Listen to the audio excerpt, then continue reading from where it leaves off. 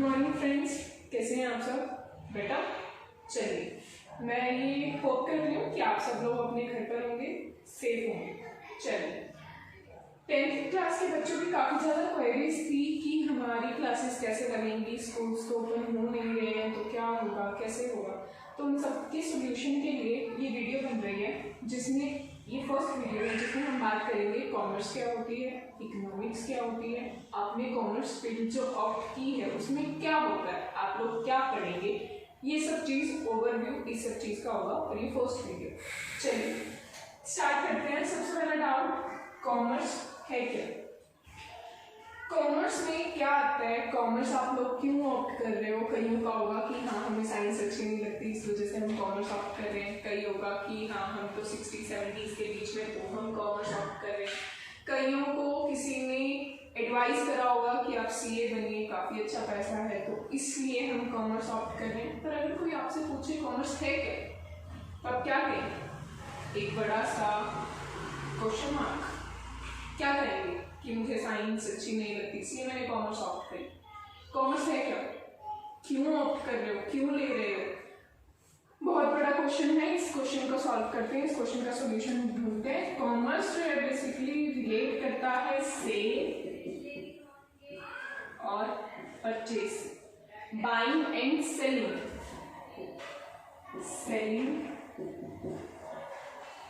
Buying, कौन सा सामान ही खरीदते बेचते हो, सर्विसेज भी खरीदते बेचते हो। Buying and selling of goods and services. Commerce में क्या होता है? कॉमर्स में आप सेल करते हो, परचेज करते हो, किसका? गुड्स और सर्विसेज का। ये वीडियो बन रही है, ये वीडियो एक सर्विस है या गुड है? ये वीडियो सर्विस है। किस चीज की?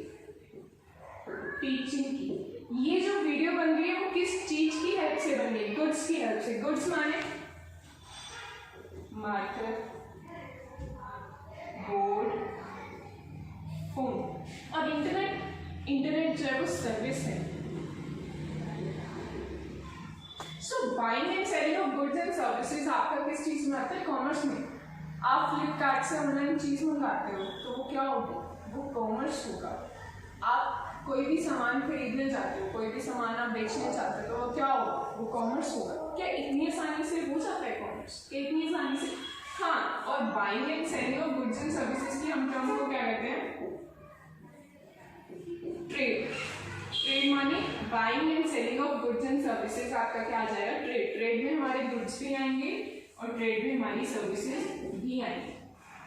दूसरी चीज, आज के अगर हम टाइम की बात करें तो वीट, गेहूं, कनक बहुत ज्यादा ट्रेंड में। कोई वीट ले रहा है, कोई वीट बेच रहा है। क्या जहां वीट प्रोड्यूस हो रही है, मैं वर्ड मैन्युफैक्चर नहीं यूज कर रही, मैं वर्ड यूज कर रही हूँ प्रोड्यूस। हम बाद में जब इकोनॉमिक्स का मीनिंग समझेंगे तो हम मैन्युफैक्चरर और प्रोड्यूसर के बीच में डिफरेंस भी देखेंगे। चलिए दोबारा आते हैं अपने टॉपिक पर। हाँ, जहाँ पर वीट बनती है, जहाँ पर वीट प्रोड्यूस होती है, क्या वहीं पर सेल होती है? नहीं, बिल्कुल नहीं। तो वो आप तक कैसे पहुँचती है? अगर मैं एरिया की बात करूँ, चंडीगढ़ या कुरुक्षेत्र, चलिए अगर मैं बात करूँ चंडीगढ़, कुरुक्षेत्र, तो क्या यहाँ पर वीट प्रोड्यूस होती है? बेसिकली प्रॉपर चंडीगढ़ में वीट प्रोड्यूस होती है? नहीं। चंडीगढ़ में वीट आती कहाँ से? आप कहेंगे मैम ट्रांसपोर्ट की हेल्प से। तो वो जो ट्रांसपोर्ट है क्या वो ट्रेड में हेल्प कर रहा है? हाँ जी। तो क्या ट्रांसपोर्ट ट्रेड का पार्ट है? नहीं बच्चा, ट्रांसपोर्ट जो है वो कॉमर्स का पार्ट है। ट्रेड में तो सिर्फ आपका क्या आएगा? Buying and selling. जो आपका ट्रांसपोर्ट है वो सर्विसेज टू ट्रेड में आएगा। सर्विसेज टू ट्रेड यानी जो चीज ट्रेड में क्या करती है? हेल्प। किस चीज में? ट्रेड में। जो चीज आपकी ट्रेड में हेल्प करती है, ट्रांसपोर्ट, वो किस चीज में आएगी? वो सर्विसेज टू ट्रेड में आएगी। वेयर हाउस, अगर हम वेयर हाउस की बात करें, जो वीट है वो स्टोर होती है। ऐसा तो है नहीं कि आज वीट प्रोड्यूस हुई, आज की हमने उसको सेल करना स्टार्ट कर दिया, नहीं। जब वीट प्रोड्यूस होती है उस टाइम के लिए, थोड़ी देर के लिए उसको वेयर हाउस में रखा जाता है। इमीडिएटली वो सेल नहीं होती, वो मार्केट में बिकने के लिए नहीं आ जाती, उसको कुछ टाइम के लिए स्टोर किया जाता है। तो जहां पर स्टोर किया जाता है उसको क्या कहते हैं? Warehouse. तो वेयर हाउस क्या हमारा बाइंग एंड सेलिंग में हेल्प कर रहा है? हाँ जी। बायर अभी रेडी है पर सेलर अभी रेडी है पर उसके पास बायर नहीं है, तो बायर का वेट करने तक वो अपनी वीट को कहाँ रखते हैं? वेयर हाउस में। तो वेयर हाउस किस चीज का पार्ट आ गया? Services to trade.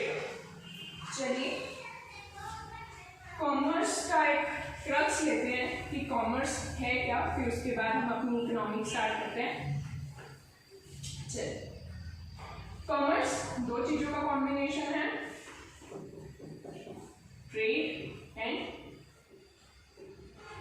Services to trade. Trade में हमारे पास दो चीजें हैं, बाइंग एंड सेलिंग। किस चीज की? गुड्स एंड सर्विसेज, ठीक है। और सर्विसेज टू ट्रेड में हमारे पास क्या आ जाएगा? ट्रांसपोर्ट, वेयर हाउस और भी बहुत सारी चीजें। चलिए ट्रांसपोर्ट और वेयर हाउस किस चीज में आते हैं? Services to trade. आगे मेन बात हमारी कॉमर्स हमने समझ लिया। कॉमर्स के अब आप लोगों को बताने लायक हैं कि कॉमर्स में आप लोग क्या पढ़ेंगे? आप buying and selling of goods and services पढ़ेंगे, जिसकी हेल्प से बाइंग एंड सेलिंग हो सकती है, ठीक है। बेसिकली आप किस चीज की बात करेंगे? मार्केट की बात करें, ठीक है। अब हम आते हैं अपने मेन टॉपिक पर। ये तो आपका ओवरव्यू था, जो हमारा मेन टॉपिक है वो क्या है? इकोनॉमिक्स। इकोनॉमिक्स क्या है? हम कॉमर्स में इकोनॉमिक्स पढ़ेंगे तो इकोनॉमिक्स क्या है? आज के टाइम में जब लॉकडाउन है, आप सब लोग नई चीज सुन रहे होंगे, इकोनॉमी बहुत ज्यादा डाउन चल रही है, इकोनॉमी पर पता नहीं क्या फर्क पड़ेगा, आगे जाके एम्प्लॉयमेंट होगी नहीं होगी, कैसी होगी। रिसेंटली हरियाणा की गवर्नमेंट ने ये अनाउंस कर दिया कि 1 साल तक आपकी कोई भी गवर्नमेंट जॉब्स नहीं मिलेंगी। तो इसका फर्क इकोनॉमी पर क्या पड़ेगा और उसमें से इकोनॉमिक्स कैसे यूजफुल है, इकोनॉमिक्स का हम कैसे यूज कर सकते हैं। मैंने एक वर्ड बोला इकोनॉमी। क्या इकोनॉमिक्स और इकोनॉमी सेम है? नहीं, दोनों में डिफरेंस है। इकोनॉमिक्स की बात करते हैं। इकोनॉमिक्स की अगर बच्चों हम बात करें तो इकोनॉमिक्स क्या होता है?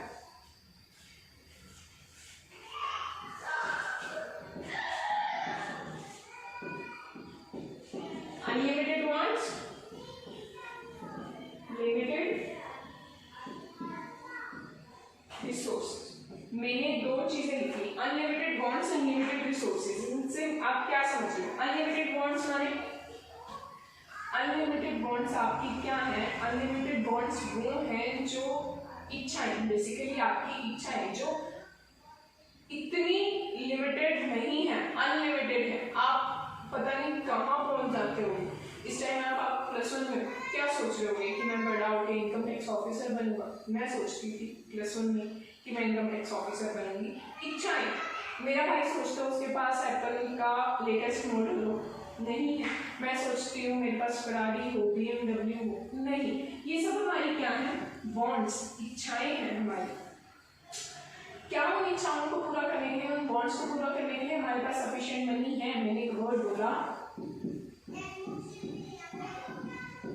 Sufficient money. क्या मेरे पास सफिशिएंट मनी है उस वांट को कंप्लीट करने के लिए? नहीं है। तो वो क्या हो जाएगा हमारा? Limited resource. माने जो जो हमारे पास चीजें हैं हमारी वांट्स को कंप्लीट करने के लिए, रिसोर्सेज वो सब चीजें। आपके फादर साहब की इच्छा होती है कि हाँ हमारे पास एक बड़ा घर हो, क्या उनके पास इतने लिमिटेड अनलिमिटेड रिसोर्सेज हैं? नहीं, रिसोर्सेज हमारे पास क्या है? लिमिटेड है। पैसे हमारे पास क्या है? लिमिटेड है। लैंड हमारे पास क्या है? लिमिटेड है, ठीक है। और फर्नीचर, वाटर, ये सारी चीजें हमारे पास क्या है? लिमिटेड है। और हमारी वांट्स क्या है? अनलिमिटेड। हम बहुत कुछ करना चाहते हैं, बहुत कुछ खरीदना चाहते हैं, हम दुनिया का एक एक कोना घूमना चाहते हैं। क्या उसके लिए हमारे पास रिसोर्सेज हैं, पैसे हैं? नहीं। तो फिर हम क्या करते हैं, चुपचाप बैठ जाते हैं? नहीं, किसी ना किसी तरीके से हम अपने आप को सेटिस्फाई करते हैं ना। मैं कहूँ कि मुझे एप्पल का लेटेस्ट फोन चाहिए, क्या मैं एप्पल का लेटेस्ट फोन खरीद सकती हूँ इतने अमाउंट में? नहीं, पर मैं साथ ही साथ कुछ ऐसा देख सकती हूँ ना, उस ऐसा कोई फोन जिसमें एप्पल के फीचर्स हो, कुछ इस तरह से देख सकती हूँ ना मैं कि एप्पल के फीचर्स वाला कोई फोन मैं देखूँ, या एप्पल से अच्छी quality.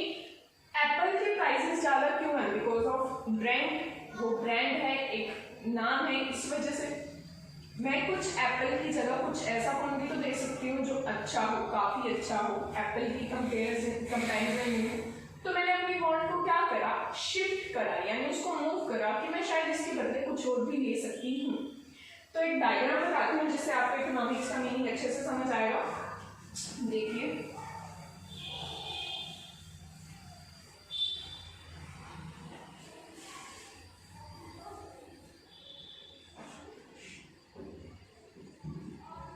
Economics unlimited wants, limited resources। Limited resources के बाद हमारे पास क्या आता है,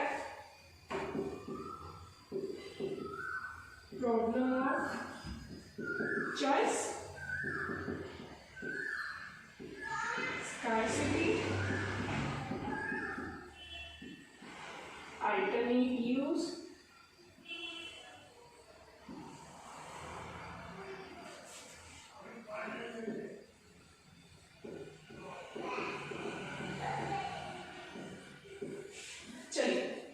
आप वीडियो को पॉज करके ना, पॉज करके एक बार इस डायग्राम को अच्छे से देखिए, समराइज कीजिए, फिर हम इसके बारे में बात करते हैं। चलिए, पहली चीज अनलिमिटेड वांट, इसमें मैं लिखूं आईफोन जो मैं खरीदना चाहती हूँ। लिमिटेड रिसोर्सेज यानी मनी, मेरे पास अमाउंट कितनी है। प्रॉब्लम ऑफ चॉइस, एप्पल का फोन 65,000 का है, पर मैं अफोर्ड, मेरे पास जो मनी है वो से 25,000 है, तो मैं कितने तक का फोन ले सकती हूँ, 25,000। प्रॉब्लम ऑफ चॉइस, अब मेरे पास दो चीजें हैं, या तो मैं सैमसंग खरीदूं या मैं एमआई खरीदूं, तो क्या आया, problem of choice, third part. मुझे चॉइस करनी पड़ेगी दो चीजों के बीच में, तो वो दो चीजों के कारण मुझे क्या फील हुई, स्कार्सिटी। स्कार्सिटी मीन्स कमी, मुझे फील हुआ मेरे पास रिसोर्सेज की कमी है, मेरे पास फुल्ली रिसोर्स नहीं है। मैंने क्या करा, उससे अल्टरनेट यूज निकाला कि मैं सैमसंग का ही लूंगी, क्योंकि उसमें जो है वो फीचर्स किसके हैं, आईफोन के। अब अपनी वांट्स को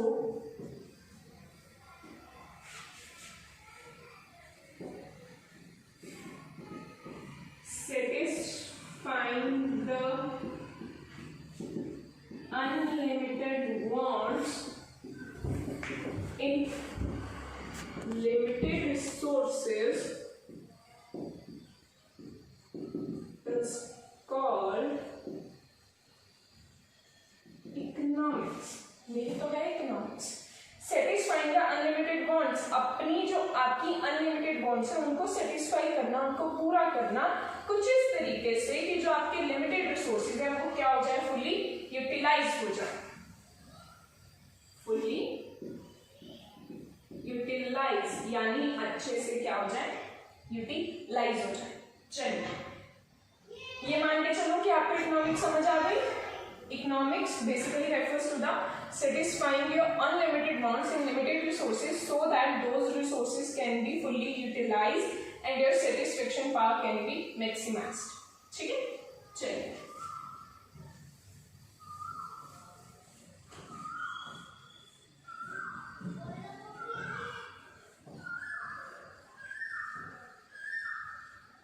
अब अगर हम आपकी सिलेबस की बात करें तो जो आपका इकोनॉमिक्स का सिलेबस है उसमें +1 की अगर हम बात करें तो आप पढ़ेंगे स्टैटिस्टिक्स एंड माइक्रो इकोनॉमिक्स। ये दो चीजें हैं जो आप पढ़ेंगे। Statistics and micro economics. दोनों पढ़ना आपके लिए बहुत नई है, पर स्टैट ना आप प्लस 10th में करके आए। स्टैट में आप क्या मानते हैं, मीन, मीडियन, मोड, ये सब आपने 10th में करा है। और माइक्रो इकोनॉमिक्स बिल्कुल न्यू कंसेप्ट है आप लोगों के। अब ये ना डिफरेंट स्कूल्स पे डिपेंड करते हैं कि वो आपको पहले स्टैट करवाते हैं, माइक्रो इकोनॉमिक्स करवाते हैं। अगर हम आपके सिलेबस की बात करें तो सिलेबस में पहले आपके स्टैट दे रखा है, तो हम स्टैट को लेकर चलते हैं। माइक्रो को साइड बाय साइड जब आपके स्कूल खुल जाएंगे और आपके रिव्यूज आने लग जाएंगे कि किस अकॉर्डिंग आपको करना है, तो उस अकॉर्डिंग हम माइक्रो की भी वीडियोस स्टार्ट करते हैं। आज हम कोशिश करेंगे कि स्टैट का मोस्टली पार्ट हम कवर कर लें। स्टैटिस्टिक्स क्या है मैम, पहले हमें डाउट था कॉमर्स में, अब वो क्लियर हो गया। हमें डाउट था इकोनॉमिक्स में, वो क्लियर हो गया। अब स्टैट कौन बताएगा? स्टैटिस्टिक्स भी मैं ही बताऊंगी आप लोगों को। चलिए, स्टैट, जब कभी भी आप अपना स्टैटिस्टिक्स कोई वर्ड सुनेंगे ना, स्टैटिस्टिक्स से आपको सिर्फ क्या समझना है, नंबर। नंबर नहीं, नंबर्स, एस पे बहुत जोर आएगा। क्यों? कि एक सिंगल नंबर मिलके स्टैट नहीं बनाता, ग्रुप ऑफ नंबर्स मिलके आपका क्या बनाते हैं, स्टैटिस्टिक्स बनाते हैं। एग्रीगेट ऑफ फैक्ट्स,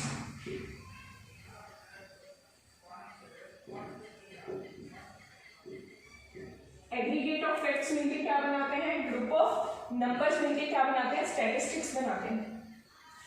एग्रीगेट का मीन्स होता है इकट्ठा करना, फैक्ट्स को, फिगर्स को, फैक्ट्स और फिगर्स। स्टैट कोई मुश्किल नहीं टर्म है, वो बहुत आसान टर्म है। स्टैट में सिर्फ आप क्या करेंगे बच्चों, स्टैट में आप क्या करेंगे, जो आपकी नंबर्स है ना, ग्रुप ऑफ नंबर्स, वो सिर्फ आपकी स्टैटिस्टिक्स है। आपकी क्लास में सपोज कीजिए 30 स्टूडेंट्स हैं, उन 30 स्टूडेंट्स का वेट आपको मेजर करना है, वो क्या है, स्टैटिस्टिक्स है। आपकी क्लास में सैमसंग का फोन किन किन लोगों के पास है, किन किन बच्चों के पास है, वो स्टैटिस्टिक्स है। आपकी क्लास में इकोनॉमिक्स और मैथ्स में से इकोनॉमिक्स जिन बच्चों ने ऑप्ट करा है उनको फाइंड आउट करो, वो स्टैट है। 10th में एग्रीगेट मार्क्स जो है 90% से अबव कितने बच्चों के आए हैं, वो स्टैट है। Collection of numbers, collection of figures, collection of facts क्या है आपका, स्टैट है। प्रेरणा के 90 मार्क्स आए हैं, स्टैट नहीं है। प्रेरणा के राधिका से ज्यादा मार्क्स आए हैं, स्टैट नहीं है। प्रेरणा के 78 मार्क्स हैं एंड राधिका के 90 मार्क्स हैं, ये आपका स्टैट है। हाँ जी, कहाँ पर थे हम कि प्रेरणा के 90 मार्क्स आए हैं, ये स्टैट नहीं है। प्रेरणा के 90 मार्क्स आए हैं एंड राधिका के 95 मार्क्स आए हैं। जब आपका कंपैरिजन आ जाता है ना, तब आपका स्टैट यूज होता है। आपकी बुक्स में स्टैट की डेफिनेशन को 2 पार्ट्स में डिवाइड करा गया है। स्टैट बेसिकली आपका 2 पार्ट्स में है। स्टैट की डेफिनेशन जो आपकी डिफाइन है स्टैट की, वो 2 पार्ट में है। एक है प्लूरल, एक है सिंगुलर। प्लूरल सेंस और सिंगुलर सेंस दोनों में ही ना क्या बात आएगी कि आपका नंबर्स ही आएंगे। Aggregate of facts, collection of numbers, classification of numbers, दोनों में ही एक बात है। पर क्या आएगा, प्लूरल सेंस में सिर्फ आपको क्या करना है, उन नंबर्स और फैक्ट्स को डिफाइन करना है। Collection of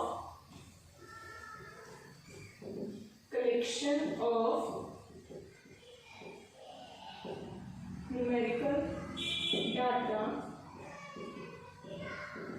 is statistics. सिर्फ आपको न्यूमेरिकल डाटा को कलेक्ट करना है। अगर मैं बात करूं कॉलेजेस की, अगर मैं बात करूं स्कूल्स की, कि +1 क्लास में इकोनॉमिक्स में 95 से अबव कितने बच्चों के मार्क्स आए हैं, वो डाटा कलेक्ट करके देकर आपने डाटा कलेक्ट करा, वो प्लूरल सेंस में क्या हो गया, सिर्फ स्टैटिस्टिक्स। आपने डाटा कलेक्ट करा, डाटा कलेक्ट करके उसको रख लिया, आपने डाटा का कोई यूज नहीं करा, आपने डाटा को सिर्फ कलेक्ट करा और कलेक्ट करके उसको इंडिया में रख लिया, फाइल्स में रख लिया, उसका कोई यूजेज नहीं है, कुछ नहीं है, वो आपका क्या हो जाएगा, प्लूरल सेंस में स्टैटिस्टिक्स। बट जब हम सिंगुलर सेंस की बात करें ना, सिंगुलर सेंस में स्टैटिस्टिक्स का मीनिंग क्या है, सिंगुलर सेंस में आपका प्रॉपर एक डायग्राम बनता है। सिंगुलर सेंस में जो स्टैटिस्टिक्स है वो काफी ज्यादा यूजफुल है, इसको अच्छे से हम बात करते हैं।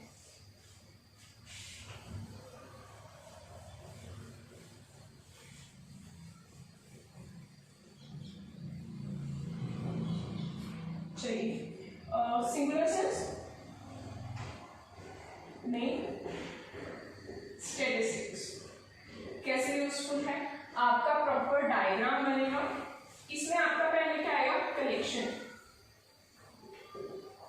फर्स्ट पॉइंट, आपने सबसे पहले डाटा को कलेक्ट करा। चलिए हम बात कर रहे थे सिंगुलर सेंस में स्टैटिस्टिक्स क्या होता है। सिंगुलर प्लूरल सेंस में हमने बात करी, प्लूरल सेंस में सिर्फ हमारा क्या था, डाटा को कलेक्ट करना, उसका कोई यूजेज नहीं था। सिंगुलर सेंस में हमारी प्रॉपर टेक्निक के अकॉर्डिंग हम क्या करते हैं, स्टैटिस्टिक्स को डिफाइन करते हैं।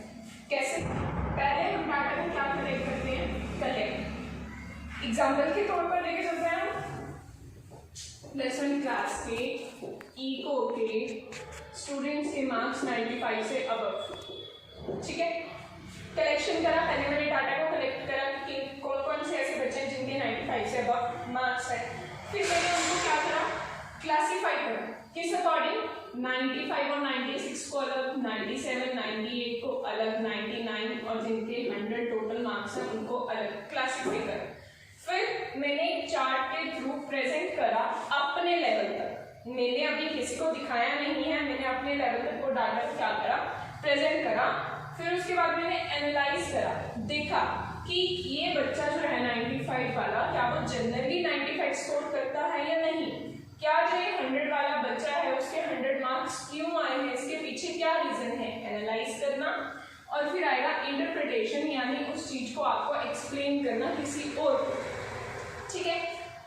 सिंगुलर सेंस में हमारा स्टैटिस्टिक्स क्या आएगा, इन 5 चीजों को आप अच्छे से ध्यान रखेंगे, collection, classification, presentation, analysis and interpretation, ठीक है। स्टैटिस्टिक्स की हमने बात करी, स्टैटिस्टिक्स जो है वो आपका, इसके मेन फीचर्स की बात भी करते हैं और साथ साथ स्टैटिस्टिक्स की डेफिनेशन की बात भी करते हैं। बच्चा इस चीज का ध्यान रखना, अगर आपके डेफिनेशंस क्लियर होंगी, अगर आपके कंसेप्ट्स क्लियर होंगे, स्टार्टिंग का चैप्टर मुश्किल लगेगा, बाकी का चैप्टर आसान हो जाएगा। अगर आप स्टार्टिंग में ही कंसेप्ट्स क्लियर नहीं करेंगे तो धीरे धीरे करते हुए प्रॉब्लम्स बढ़ती जाएंगी। स्टैट को दोबारा देखते हैं। स्टैट में हमने बात करी न्यूमेरिकल फैक्ट्स है, इसमें इमोशंस नहीं आते हैं, इस चीज का ध्यान रखा जाए। प्रेरणा के ज्यादा मार्क्स है, राधिका से, स्टैट नहीं है। Maximum, highest, lowest, tallest, shortest, biggest, smallest, statistics नहीं है। न्यूमेरिकल फैक्ट्स होने चाहिए 95 और कंपैरिजन होना चाहिए। सेकंड पॉइंट क्या है, कंपैरिजन होना चाहिए, 2 या 3 से ज्यादा चीजों के बीच में आपका कंपैरिजन होना चाहिए, तभी स्टैटिस्टिक्स होगा। ऐसा नहीं है कि अगर आप बात करें प्रेरणा के 95 मार्क्स हैं तो वो स्टैट हो जाएगा, नहीं। प्रेरणा के 95 मार्क्स हैं, राधिका के 90 मार्क्स हैं, वो आपका स्टैट है। क्यों? क्योंकि आप उसमें क्या कर पा रहे हो, कंपैरिजन कर पा रहे हो। थर्ड चीज न्यूमेरिकल फैक्ट है, कंपैरिजन है, एग्रीगेट है।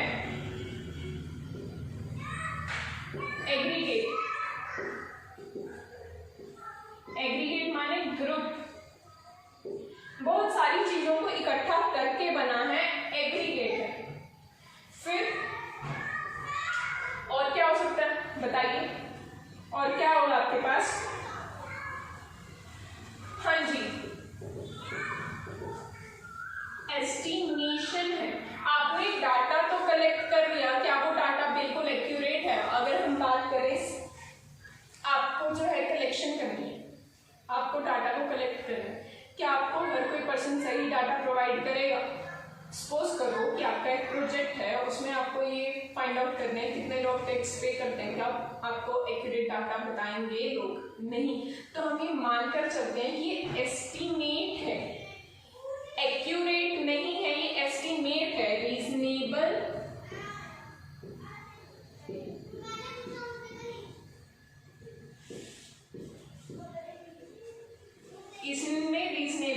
डिग्री ऑफ एक्यूरेसी है, प्रॉपर एक्यूरेट ये डाटा नहीं है। फिर आपका आता है capable of being placed in relation to each other.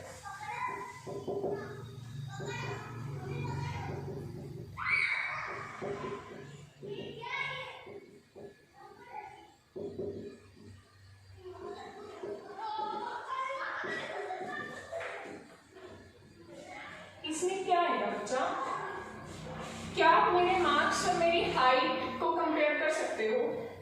क्या आप मेरे मार्क्स और मेरे वेट को कंपेयर कर सकते हो?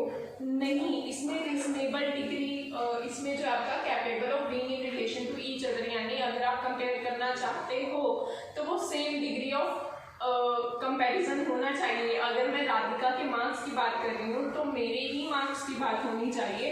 अगर मैं अपनी हाइट की बात कर रही हूँ तो राधिका की हाइट की बात होनी चाहिए। अगर मैं अपने वेट की बात कर रही हूँ तो बाकी सबके वेट की बात होनी चाहिए। ऐसा ना हो कि मेरे वेट की बात हो रही है और बाकी सबकी हाइट की बात हो रही है। इसमें जो है वो जो डाटा होगा वो क्या होना चाहिए, जो उसका बेस है वो क्या होना चाहिए, वो सिमिलर होना चाहिए। ठीक है, ये सब तो हमने डेफिनेशन में इन सारी चीजों को क्या कर रखा, रीड आउट कर लिया था। अब साथ ही साथ अगर हम इसकी कमियों की बात करें, हम इसकी ड्रॉबैक की बात करें, इसकी ड्रॉबैक क्या है मैम? एक तो न्यूमेरिकल फैक्ट्स हैं, इमोशंस तो आप कंसीडर कर ही नहीं रहे, ओनली क्वांटिटेटिव डाटा। बच्चा एक होता है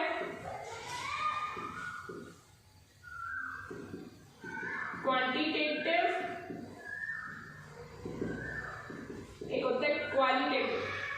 क्वांटिटी QUANTITY, क्वांटिटी यानी आप उसको मेजर कर सकते हो, न्यूमेरिकल फिगर्स में मेजर कर सकते हैं। होता है क्वालिटी, क्वालिटी का मतलब good, bad, sad, tall, short, fair, complex. हम किस चीज की बात कर रहे हैं? हम क्वालिटी की बात कर रहे हैं। हम क्वांटिटी की बात कब करते हैं? जब वो डाटा क्या होता है, मेजर हो सकता है। हम उसको क्या कर सकते हैं, मेजर कर सकते हैं। तो जो हमारी स्टैट है वो क्वालिटेटिव नेचर के, क्वांटिटेटिव नेचर के। हमारी स्टैट सिर्फ क्वांटिटेटिव नेचर के, क्वालिटेटिव नेचर उसका नहीं है। ये उसकी क्या हो गई, फर्स्ट लिमिटेशन हो गई। सेकंड क्या है, एग्रीगेट ऑफ फैक्ट्स है। ये सिंगल डाटा नहीं लेता, ये सिर्फ ग्रुप को लेता है। एक पर्सन खुद जो है वो स्टैट नहीं है, किसी और के कंपैरिजन में उसका स्टैटिस्टिक्स को हम यूज कर सकते हैं। सिंगल फैक्ट जो है वो स्टैट नहीं है। फिर रीजनेबल डिग्री ऑफ एक्यूरेसी है। हमने यही बात करी कि प्रॉपरली एक्यूरेट नहीं है ये डाटा। हम मानकर चल रहे हैं कि ये डाटा एक रीजनेबल डिग्री तक एक्यूरेट है, प्रॉपर एक्यूरेट नहीं है। फिर 10th तक क्या आपको स्टैट का यूज करना आता था? नहीं आता था। क्या आपको स्टैट के लिए स्टैटिस्टिक्स की प्रॉपर बुक पढ़नी पड़ रही है? हाँ जी। और क्या जो ये आप इतनी स्टैटिस्टिक्स पढ़ रहे हो, क्या ये सफिशिएंट है आपके लिए? नहीं। और भी ऐसी मास्टर्स डिग्री होती है जो स्टैट में होती है। स्टैट में आपके बहुत सारे टेस्ट लगते हैं, एफ टेस्ट, टी टेस्ट, जो बहुत वास्ट सिलेबस है। तो इसके लिए क्या चाहिए आपको? Perfect knowledge. तो कौन यूज कर सकता है इसको? सिर्फ एक्सपर्ट्स यूज कर सकते हैं। एक जो नॉर्मल पर्सन है वो इसको यूज नहीं कर सकता। ठीक है, और क्या हो सकता है इसका लिमिटेशन बताइए? Prone to misuse, prone to misuse. Prone to misuse का मतलब क्या है कि देखिए,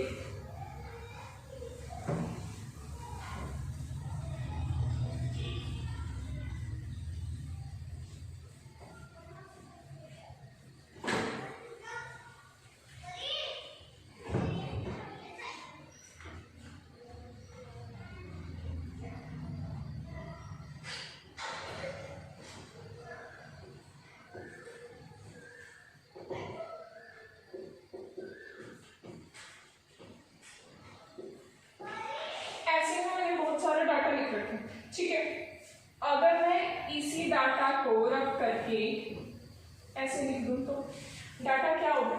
गलत हो गया। और बच्चा स्टैट जो है ना, अभी तो हम बहुत छोटे लेवल पर पढ़ रहे हैं। जब हम बड़े लेवल पे स्टैट की बात करेंगे ना, तो स्टैट जो है ना बहुत बड़े लेवल पे यूज होता है। तो लोग ना इसका बहुत मिसयूज करते हैं। एक्चुअली में बहुत मिसयूज करते हैं, तो ये तो बहुत छोटी चीज है, तो प्रोन टू मिसयूज यानी इसका मिसयूज हो सकता है इन फ्यूचर जाके, ठीक है। चलिए साइड बाय साइड हर एक चीज की बात कर लेते हैं। फीचर, लिमिटेशन और इंपॉर्टेंस जो अभी तक हमने करेंगे और हम करेंगे। क्या था? एग्रीगेट ऑफ फैक्ट्स, और ये इसकी क्या हो जाएगी? लिमिटेशन। ये सिंगल पर्सन को यूज नहीं है।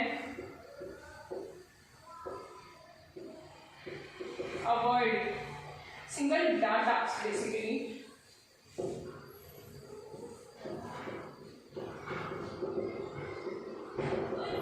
Quantitative in nature,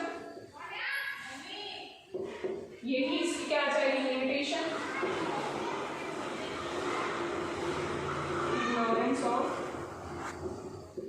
emotions,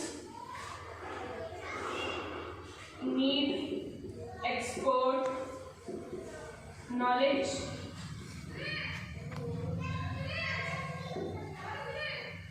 prone to be misuse, और क्या हो सकता है? Aggregate of facts, quantitative in nature, comparison, और हमारे पास क्या था?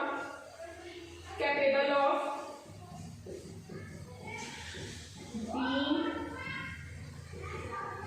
प्लेस्ड इन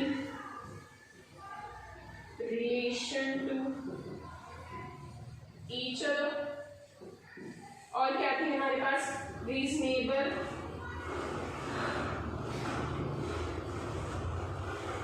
डिग्री ऑफ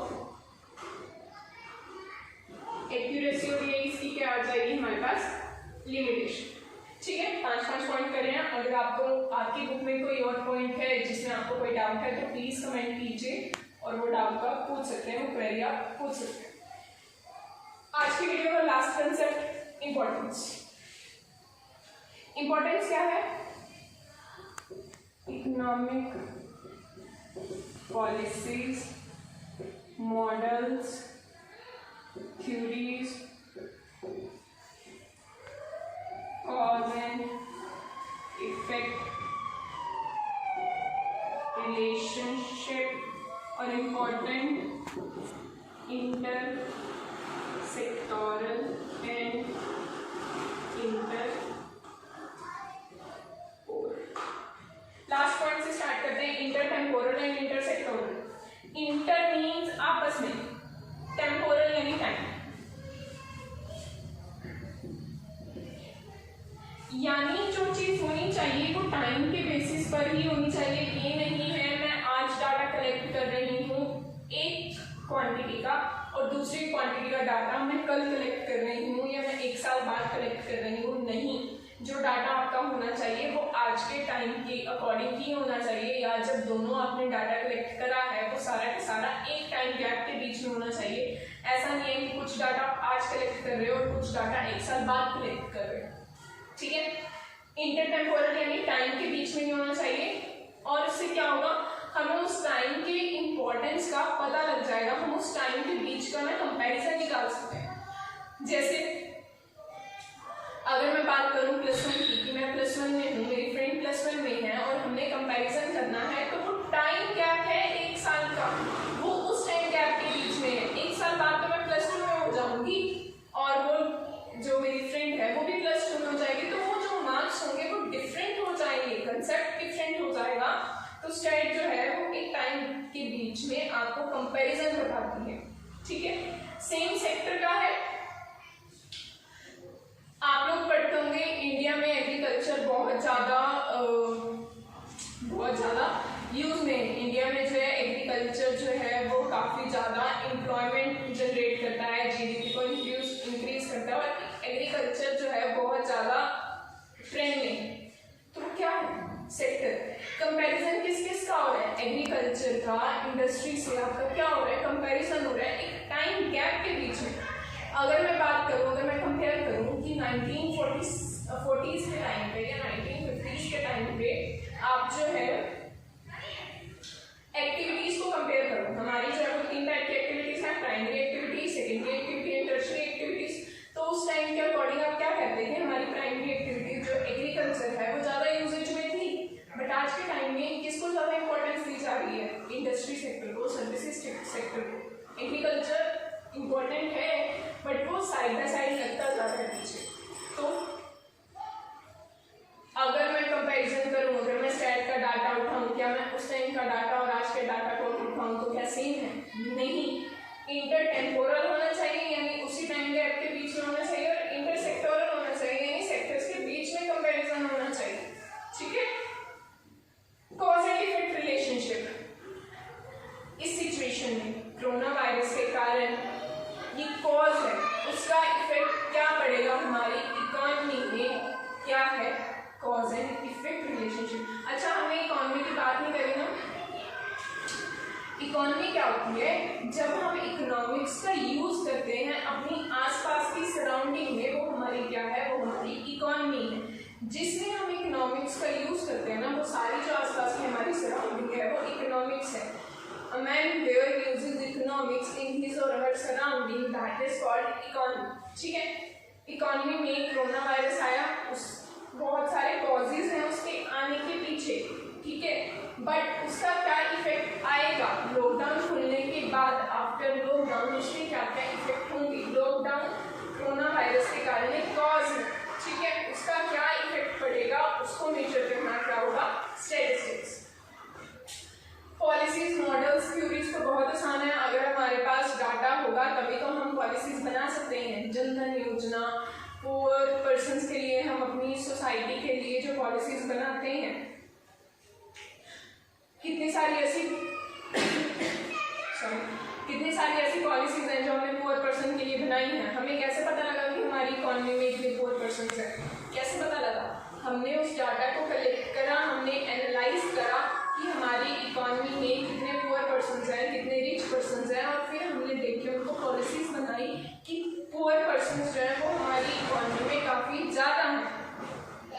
उनसे रिलेटेड जो हम पॉलिसीज बनाते हैं, किसकी हेल्प से बनाते हैं? स्टैट की हेल्प से। क्यों? क्योंकि हमारे पास वो डाटा है, हमने वो डाटा कलेक्ट करा है। जब हम वो डाटा कलेक्ट करके पॉलिसीज बनाने में क्या हो जाता है, यूजफुल। सेम मॉडल्स का है, सेम थ्योरीज का है। I hope you like the videos. अगर आपको कोई भी डाउट है तो आप कमेंट कीजिए। Please share this video, do comment, stay home, stay safe, and one more thing, if you have any query, any doubt, you can comment on this video. One more thing, please do share this video, and yeah, अगर आपका कोई topic रह गया है जो इस video में cover up नहीं हुआ है तो प्लीज डू कमेंट